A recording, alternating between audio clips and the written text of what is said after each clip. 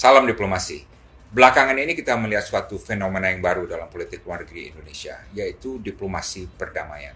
Dan hal ini kita lihat dalam kunjungan Presiden Joko Widodo ke Rusia dan Ukraina, dan juga dalam upaya diplomasi Indonesia untuk menangani konflik atau krisis di Myanmar, di Rohingya, bahkan di Afghanistan.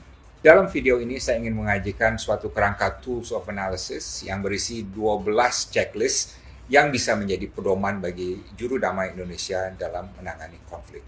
Tidak semua checklist ini mutlak perlu, tapi paling tidak sebagian harus ada dalam upaya diplomasi perdamaian Indonesia dimanapun dan kapanpun dan dalam situasi apapun.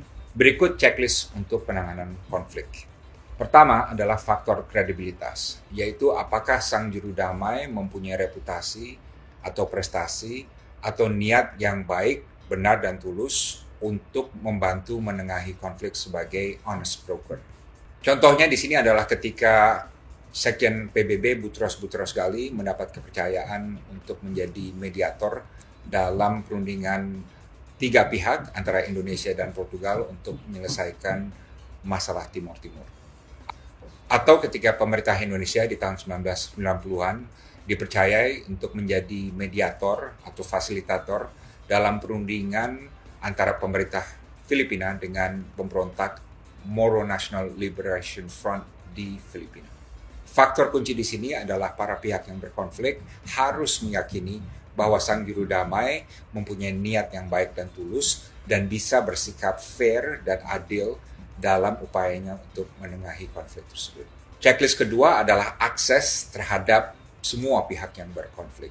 Tanpa adanya akses ini, sang juru damai tidak mungkin bisa menjalankan peran. Contoh akses di sini adalah ketika menu Indonesia Ali Alatas di akhir tahun 1980-an sebagai mediator konflik dapat merangkul semua pihak yang bertikai.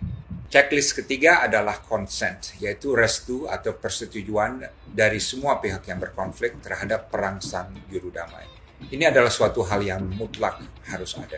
Kalau satu saja pihak yang terlibat dalam konflik menolak peran juru damai, maka peran juru damai tersebut otomatis akan kandas.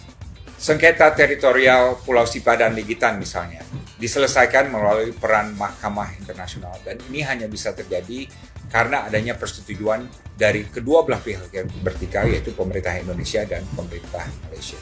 Checklist keempat adalah timing. Semua konflik ada waktu matangnya untuk bisa diselesaikan, dan seringkali ini tidak bisa dipaksakan. Contohnya adalah Aceh.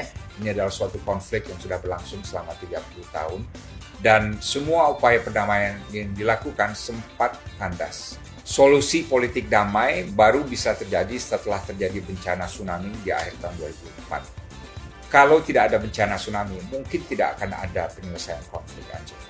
Checklist kelima adalah entry point, yaitu bagaimana sang juru damai dapat mencari dan menemukan pintu masuk dalam proses konflik. Pemerintah Amerika Serikat misalnya, di awal tahun 1960-an berminat untuk menengahi konflik antara Indonesia dan Belanda mengenai Irian Barat, tapi sulit menemukan pintu masuk. Akhirnya, diplomat Amerika Ellsworth Bunker yang menjadi negosiator Amerika Serikat berhasil menemui pintu masuk tersebut melalui jalur Sekjen PBB yang menunjuk Ellsworth Bunker sebagai diplomat Amerika untuk menjadi mediator antara Indonesia dan Belanda untuk konflik Irian Barat. Dan akhirnya Ellsworth Bunker berhasil menemukan solusi damai di Irian Barat. Dalam konflik MNLF di Filipina juga Indonesia dapat menemukan pintu masuk dalam proses konflik melalui jalur OKI. Checklist ke-6 adalah konsep peran yang jelas. Karena gradasi keterlibatan juru damai ini bisa berbeda-beda, perlu ditentukan peran juru damai yang jelas, yaitu apakah sebagai mediator, apakah sebagai fasilitator, adjudikator, sebagai pemain di belakang layar, pembisik, atau berperan menangani hanya aspek tertentu dalam suatu konflik. Misalnya Sekjen PBB hanya menangani aspek ekspor pangan dalam konflik Rusia-Ukraina. Checklist ketujuh adalah perlunya suatu konsep mengenai proses yang jelas. Semua proses perdamaian perlu strategi yang jelas mengenai proses seperti apa yang akan dirintis. Misalnya dalam bentuk roadmap, langkah-langkah ke depan untuk menyelesaikan konflik. Di Laut Cina Selatan misalnya, sebelum tahun 1990-an, semua negara yang mempunyai klaim terhadap Laut Cina Selatan tidak ada yang mau bertemu untuk membahas konflik mereka. Dalam situasi ini, diplomat Indonesia Hasyim Jalal merintis suatu lokakarya informal Laut Cina Selatan yang mengundang para pejabat negara-negara yang mempunyai klaim di Laut Cina Selatan untuk hadir secara informal dalam kapasitas pribadi. Jadi bukan sebagai wakil negara. Dan akibatnya untuk pertama kalinya semua pihak yang bersengketa di Laut Cina Selatan dapat bertemu dalam satu forum untuk membahas pertikaian mereka, dan substansi dari pertemuan itu kemudian menginspirasi deklarasi ASEAN mengenai Laut Cina Selatan. Checklist ke-8 adalah perlunya suatu konsep solusi, yaitu kejelasan mengenai bentuk penyelesaian yang ditargetkan.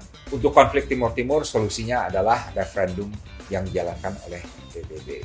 Untuk sengketa Stipa dan Ligitan, solusinya adalah arbitrase internasional. Untuk konflik Indonesia dengan Malaysia dan Singapura di tahun 1990-an, solusinya adalah mengakhiri politik konfrontasi.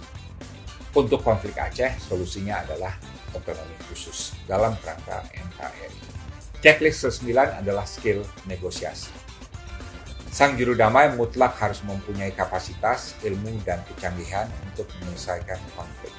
Hal ini merupakan faktor kunci dalam keberhasilan Indonesia menyelesaikan konflik di Kamboja, di mana waktu itu Menlu Ali Alatas menunjukkan kepiawaian yang luar biasa dalam menjembatani posisi berbagai pihak yang berkonflik, mendorong kompromi, meyakinkan negara-negara besar yang ikut terlibat dalam konflik sehingga akhirnya dapat dirampungkan teks perjanjian damai yang final di Paris tahun 1991. Checklist nomor 10 adalah perlunya dibentuk suatu tim. Tujuan dari tim ini adalah untuk secara khusus, secara sistemik, dan secara profesional mengurus segala aspek yang berkaitan dengan diplomasi perdamaian. Baik aspek politik, aspek substansi, maupun aspek teknisnya. Semua upaya resolusi konflik Indonesia yang serius pasti memerlukan kehadiran suatu tim yang khusus ini. Apakah ini untuk perundingan Stipa dan Ligitan, perundingan Timur Timur, perundingan Kamboja, dan lain sebagainya. Checklist ke-11 adalah dukungan eksternal, yaitu apakah ada pihak eksternal, negara-negara lain yang juga ikut mendukung dan mendorong proses perdamaian dan ikut bermain mungkin di lini lain dalam proses konflik ini. Untuk perundingan konflik Aceh misalnya, Indonesia aktif memberdayakan peran Malaysia, Amerika Serikat, dan Uni Eropa di belakang layar.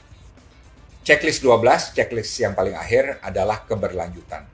Semua proses perdamaian memerlukan waktu.